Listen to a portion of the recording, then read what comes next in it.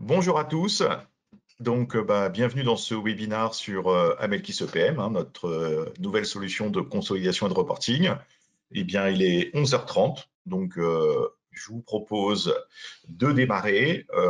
Il y a encore des personnes qui vont rentrer, mais on va faire une petite introduction. Donc, ce que je vous propose, c'est de faire une petite introduction, voilà, sur les améliorations et les nouveautés donc de cette nouvelle solution de consolidation et de reporting, donc qui est le successeur d'Amelkis Opera.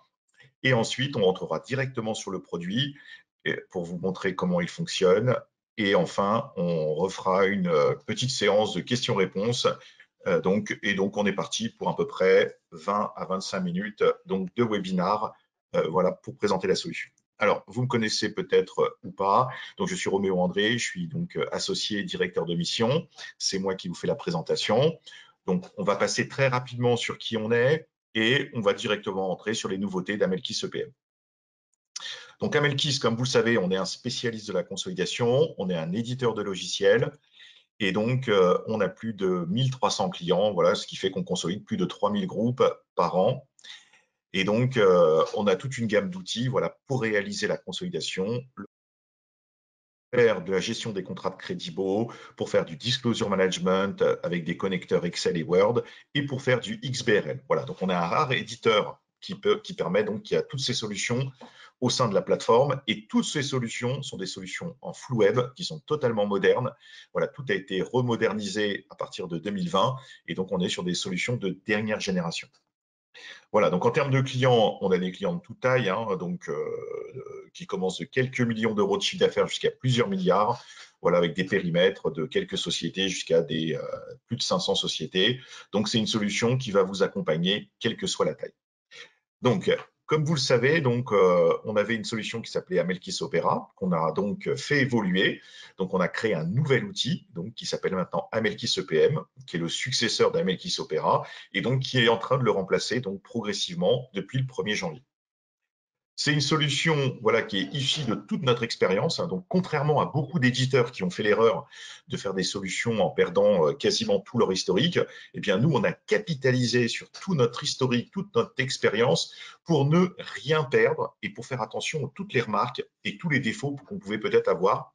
Et donc, on est sur une solution avec un socle voilà, qui s'appuie sur un Melkis Opera, mais qui a été modernisé et qui a été surtout amélioré dans de nombreux points.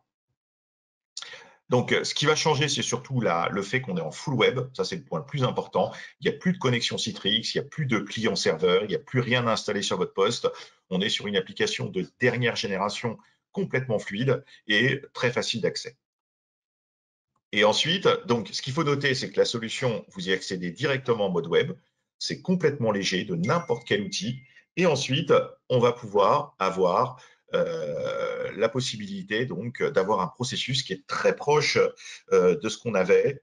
Donc, c'est-à-dire qu'on va retrouver les mêmes boutons qu'on avait sur Opera et donc, on n'est pas, tu vois, dénaturé. Ça, c'était vraiment un point important. On voulait que nos utilisateurs ou les utilisateurs qui ont l'habitude des outils de consolidation, on n'essaie pas de créer quelque chose de complètement nouveau. Donc, nos utilisateurs nous connaissent, ils vont rester sur le même accès, le même type de processus. Et pour les anciens et pour les utilisateurs qui ne nous connaissent pas, on est sur un outil avec un vrai processus et on est un des derniers dans le monde à avoir ce processus étape par étape où on va créer les sociétés, créer le périmètre, collecter les données de manière très simple. L'autre point qui a été largement amélioré, c'est tout ce qui est performance et architecture. Donc là, on est sur des nouveaux serveurs avec une nouvelle architecture. Tout a été certifié ISAE 3402 type 2 sur toutes les applications, sur des environnements ultra sécurisés, avec des tests d'intrusion qui sont faits régulièrement. Et voilà, on a également même ce qu'on appelle un PRA distant. Donc on est vraiment en termes de sécurité sur vraiment un outil de dernière génération avec tous les prérequis nécessaires.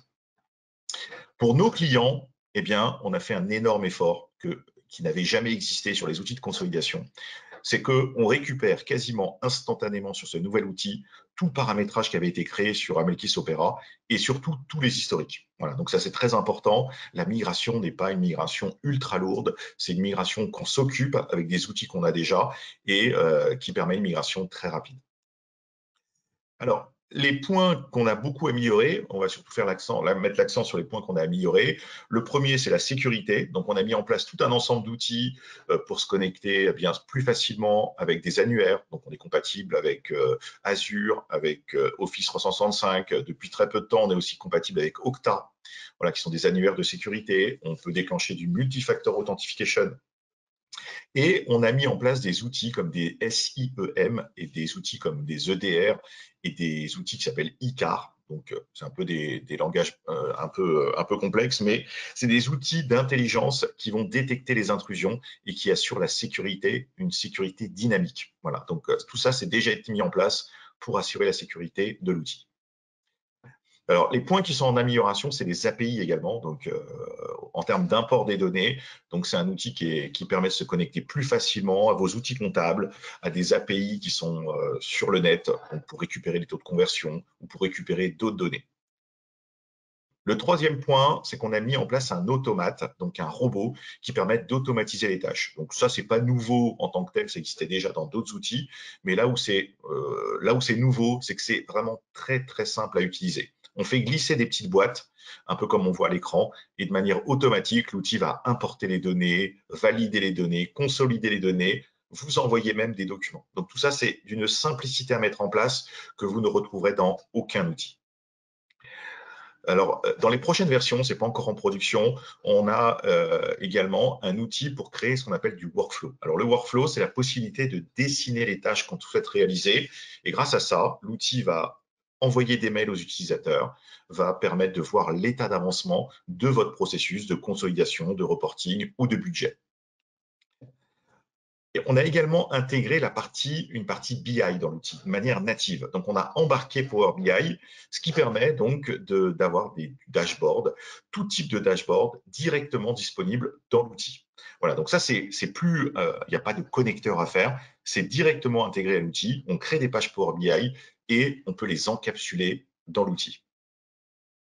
Alors, pour les gens qui nous connaissaient également, les grosses améliorations, c'est la performance en termes de validation. Donc, la validation des données, c'était un processus où on lançait des contrôles et des validations de certification des données. Quand on avait beaucoup de sociétés, quand on avait des centaines, c'était un peu long. Maintenant, tout se fait en quelques secondes. Donc, on peut valider 100 sociétés en moins de 20 secondes. Donc, ça, c'est vraiment l'énorme amélioration. Donc, en termes de validation, en termes de consolidation, sachant qu'il y a une nouvelle version, là, une 1.2 qui va sortir la semaine prochaine, qui est encore plus rapide. On est sur des performances, pour vous donner une idée, on est sur des performances qui sont 100 fois supérieures en moyenne à ce qu'il y avait dans Opera. Donc, on peut gérer notre dossier le plus compliqué, qui avait plus de 140 documents et des millions de données, qui mettaient des minutes des fois en termes de calcul. Et bien là, on est sur des choses qui sont quasiment instantanées. Donc, on est sur des progrès vraiment gigantesques en termes de performance à tous les niveaux. Navigation, calcul, consolidation. Voilà, autour de l'outil, on a redéveloppé les outils qu'on appelle de disclosure management. Donc, c'est des outils qui permettent de se connecter à Word et Excel. Ils sont directement maintenant intégrés à Excel et à Word. On les télécharge à partir de l'Office Store. Donc, il n'y a plus d'installation, il n'y a plus de problématique de mise à jour. Et vous pouvez requêter la base, créer vos états directement dans Word et dans Excel. Donc là, c'est la partie Excel qui s'appelle X365 et on a la même chose sur Word. Donc pour les gens qui avaient l'habitude de faire des plaquettes avec des liens Excel, avec des copier-coller d'images, avec des problématiques diverses qu'on a dû subir pendant des vingtaines, dizaines d'années, eh bien, tout ça disparaît. Eh bien, on a un nouvel outil qui permet de faire des liaisons. C'est un outil qui est très prometteur. Ça s'installe directement dans Word et vous pouvez directement vous connecter très simplement et accepter et faire des liens directement avec votre tableau, avec des tableaux Excel, avec le logiciel. C'est vraiment un outil qui a une promesse gigantesque pour automatiser les plaquettes et surtout s'exonérer des problèmes Office. Voilà, plus de problèmes de lien OLE, de problèmes X ou Y. On est sur un outil voilà, qui a été créé par nous. Voilà, donc on va basculer sur l'outil. Donc, comme je vous disais, plus besoin de mettre, il n'y a plus de connexions diverses ou de logiciels installés sur son poste. Voilà, il n'y a plus rien du tout concrètement. Vous prenez n'importe quel ordinateur ou outil, vous mettez l'adresse pour se connecter, vous mettez votre login et votre mot de passe si vous n'êtes pas connecté en annuaire et vous vous connectez directement. Il n'y a plus de problème de compatibilité, c'est compatible avec tous les environnements et très simple d'accès. Une fois qu'on est connecté, vous le voyez, on arrive sur une page d'accueil qui vous montre l'état d'avancement des processus. Donc, ça permet rapidement de voir les dernières consolidations, les sociétés qui sont certifiées, les sociétés où il reste des contrôles, par exemple. Et voilà, on retrouve à gauche tout le processus. Voilà, donc c'est ce qu'on insiste beaucoup, hein, par rapport à tous les outils maintenant du marché américain et autres, qui sont quand même d'une complexité et avec un processus qui est complètement différent d'avant. Là, on est sur un outil voilà, confortable. Moi, je dis toujours évident. Voilà, évident. On va commencer de tout en haut et on va dérouler les étapes dans l'ordre de manière complètement logique.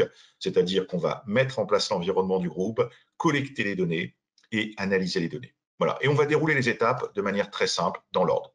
Donc, pour créer ces sociétés, on va pouvoir les créer manuellement. Vous voyez, vous êtes totalement autonome. Vous n'avez absolument rien besoin de faire de particulier. Vous mettez un code, un libellé et vous affichez et vous associez vos différents critères. Une fois que, bien sûr, vous avez créé vos sociétés, vous pouvez bien sûr les importer à partir d'Excel et vous pouvez bien sûr hiérarchiser voilà, toutes les tables dans l'ordre que vous souhaitez.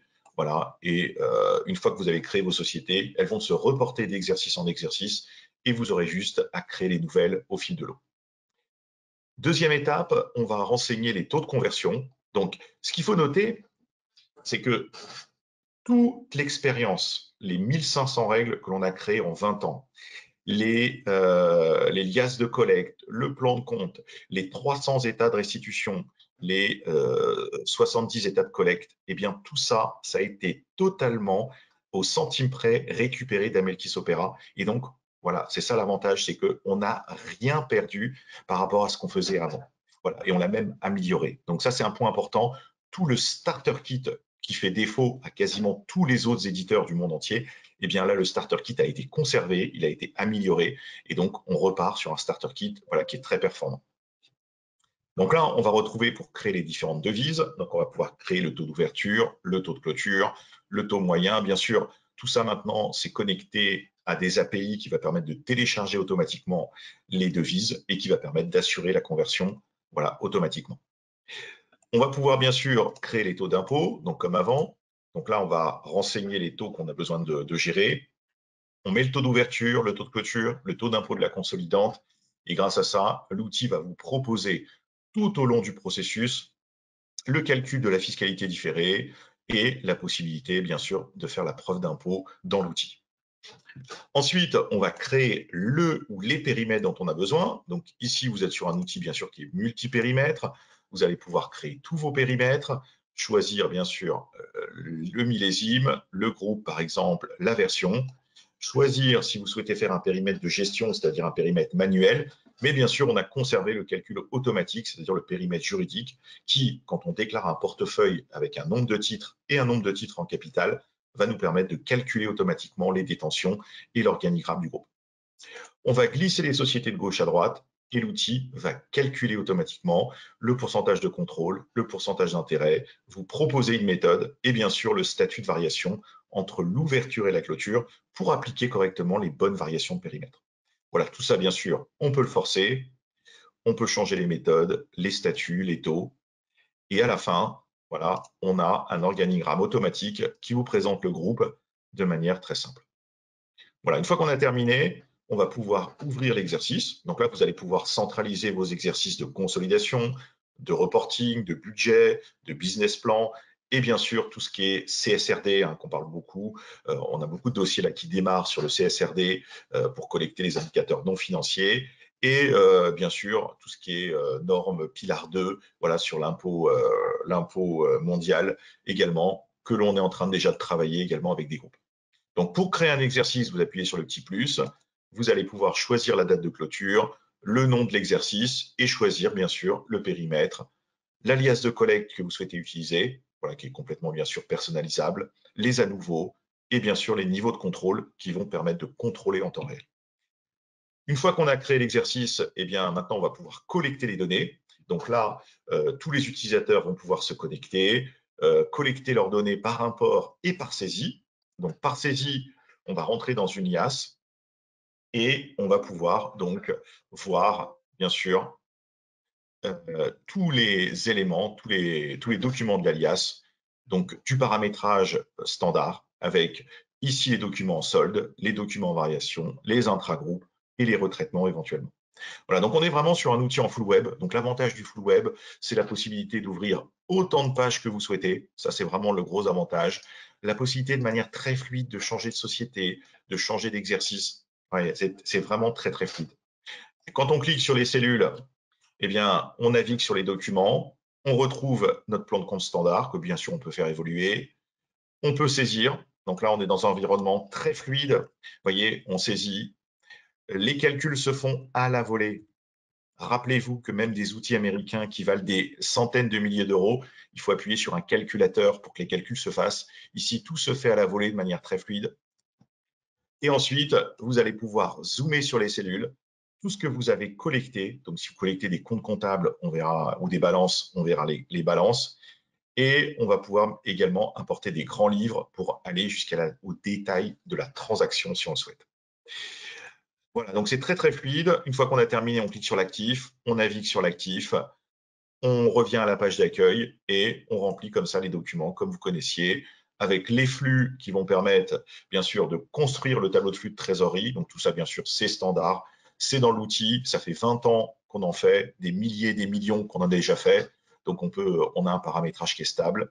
Et ensuite, vous avez tout ce qui est rapprochement des intragroupes.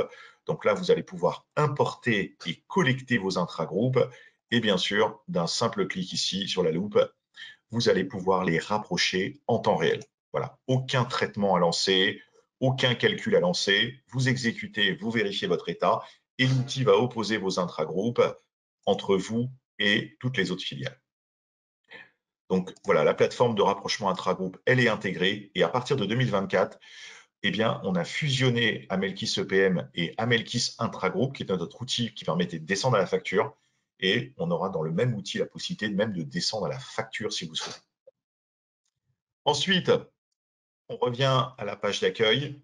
Voilà, vous avez les contrôles, vous avez des documents de retraitement qui vont éliminer les opérations les plus courantes et bien sûr contrôler l'alias. Donc ici, vous avez un workflow des contrôles qui vous ramène de manière très simple et progressive au contrôle voilà, qui est en erreur. Voilà, donc très très simple à naviguer. Et une fois qu'on a terminé, voilà, on va pouvoir bien sûr verrouiller les liasses, valider les liasses, les certifier, voir les contrôles. Donc ici, vous avez l'importateur qui va permettre d'importer les données.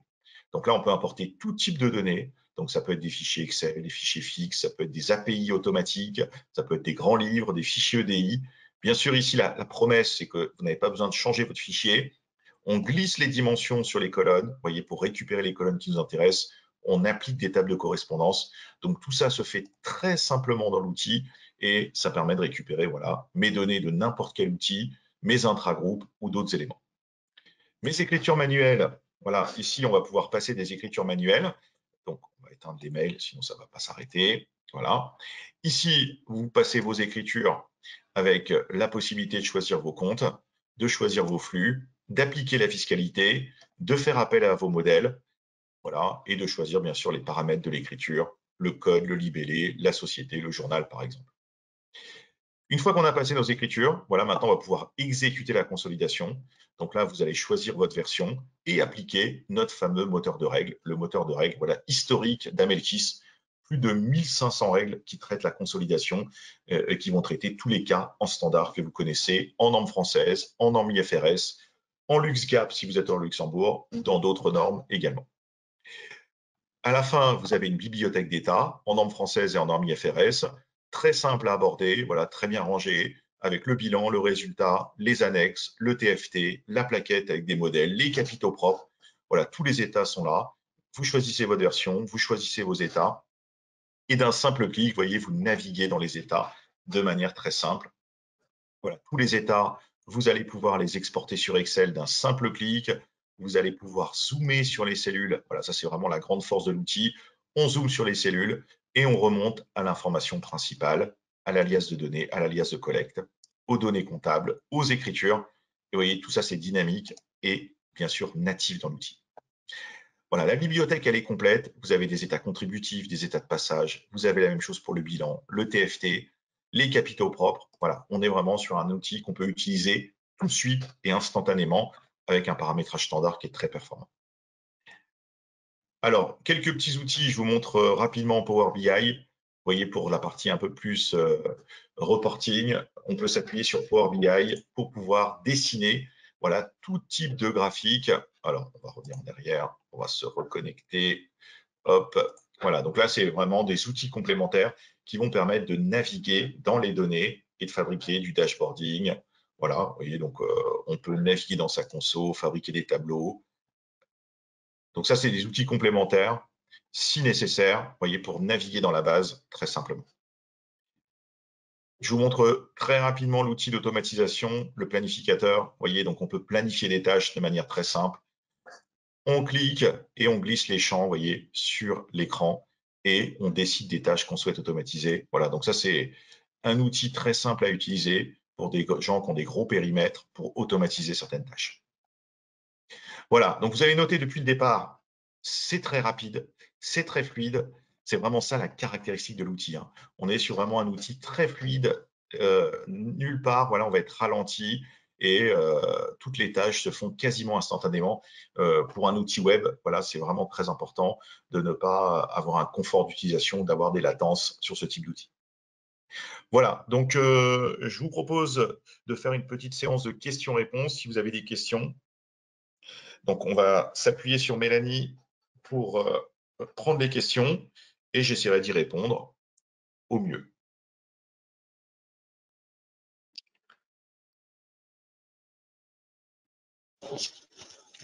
Bonjour, donc il y a une première question.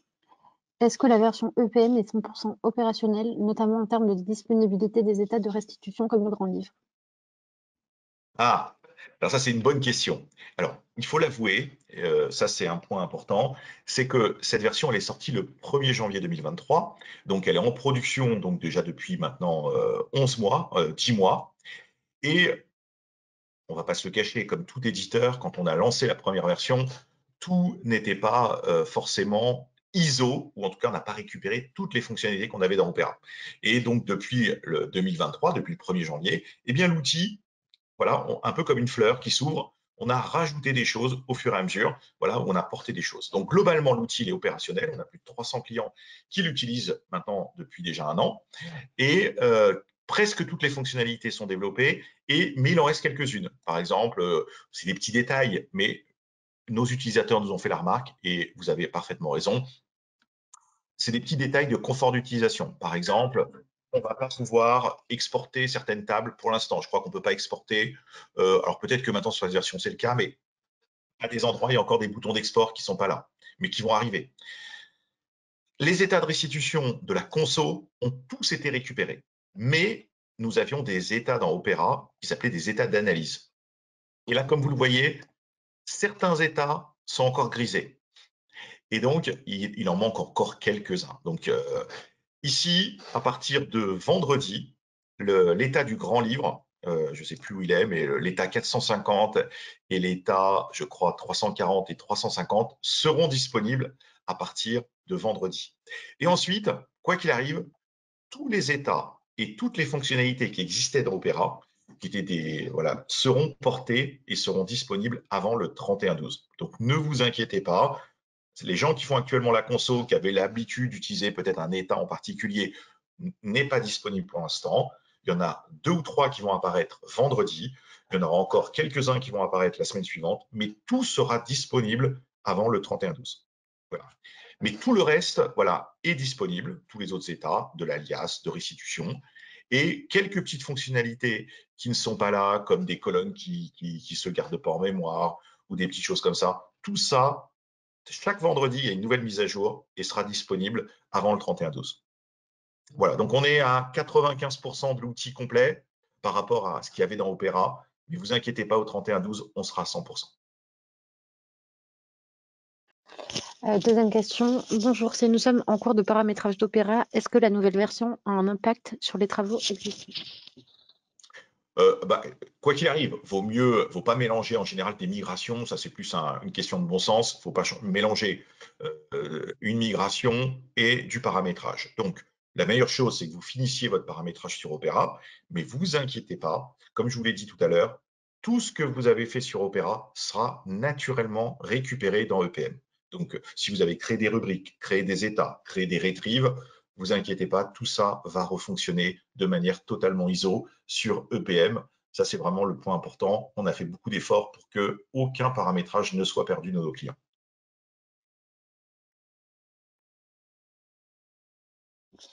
Troisième question, avez-vous une roadmap et nous indiquer quand la version EPM sera 100% opérationnelle? Comme je vous l'ai dit, la version, elle est déjà utilisée par 1000 utilisateurs, donc depuis déjà plusieurs mois. Donc, elle est déjà en production depuis déjà plusieurs mois. Au 31/12, tout ce que les gens qui étaient sur Opera et qui avaient l'habitude de travailler avec des états, des grands livres comme ça, des choses comme ça, tout sera opérationnel avant le 31/12. Donc, on va dire tout ce qui était dans Opera sera dans EPM avant le 31/12. Voilà, donc ce que vous connaissiez sera dans Opera. Après, c'est un outil qui vient juste d'être créé, qui a moins de 8 mois d'existence. Donc, heureusement pour vous, c'est un outil qui va évoluer tous les mois pendant les 10 prochaines années. Donc, la roadmap, je n'ai pas le temps de vous montrer la roadmap, mais on pourra vous la transmettre. On a des idées gigantesques. On a plein d'idées. Donc, il y aura des nouvelles fonctions. Là, à partir de la semaine prochaine, comme je vous ai dit, on a retravaillé le moteur pour que ça soit encore plus rapide sur des gros dossiers. Donc, c'est un outil. Vous avez la chance d'avoir un outil où on a une cinquantaine de personnes qui travaillent chaque seconde et chaque minute de la semaine. Et donc, c'est un outil qui va évoluer en termes de performance, en termes de fonctionnalité. Donc, si c'est quelqu'un qui est travaillé sur Opera et qui voit que certains états ne sont pas disponibles, vous inquiétez pas, au 31/12, ils seront tous là. Et ensuite, c'est un outil qu'on va continuer à faire évoluer et vous a donné accès à des fonctionnalités. Si vous regardez mes blogs, par exemple, on a créé une fonction intelligente, on parle beaucoup d'intelligence artificielle, qui sera capable de remplir, quand on a un gros dossier, pas quand on a 5-6 sociétés, mais de remplir les liasses automatiquement, de préalimenter les flux. On a des versions qui vont améliorer la conversion, par exemple, quand on a beaucoup de sociétés. Donc, on a des tonnes de projets et donc, c'est un outil qui va continuer à évoluer. Il y a une autre question. Est-ce que nous devons passer sur EPM lorsque nous aurons fini la migration sur Opera, car nous souhaitons regarder le logiciel on-premise? Alors le on-premise, comme c'est un outil qui est en évolution, l'on-premise, il ne sera pas disponible avant 2025. Donc ça veut dire que, quoi qu'il arrive, Opera ne va pas s'arrêter tout de suite. Pour les gens, je vous rappelle, on n'en a pas parlé, mais pour les gens qui sont sur Opera, sachez que, quoi qu'il arrive, l'outil Opera donc, est conservé. Donc, on continue on va dire, à le maintenir jusqu'au 31/12/2025. Donc, jusqu'au 31/12/2025, on continue à l'assurer. Et pour les gens qui sont on-premise, il n'y en a pas beaucoup, heureusement, dans notre parc, il n'y en a qu'une dizaine, eh bien, vous serez aussi contacté pour migrer, mais plutôt en 2025 ou en 2026. Vous inquiétez pas, on ne va pas arrêter Opera d'un seul coup, vous inquiétez pas, il continuera à fonctionner. Mais tout le monde a vocation à passer sur EPM, voilà, avant le 31/12/2025, et pour les gens on-premise, peut-être un tout petit peu plus. Alors, dernière question. Il n'y a pas d'autres questions pour l'instant. Parfait. Je vous remercie beaucoup, en tout cas, d'avoir pris le temps d'assurer ce webinaire. Donc, je vous souhaite une bonne après-midi. J'espère avoir été assez clair et assez précis. N'hésitez pas à nous contacter si vous avez d'autres questions, si vous voulez une présentation plus complète. Et donc, je vous donne rendez-vous à bientôt et je vous souhaite une bonne journée. Au revoir.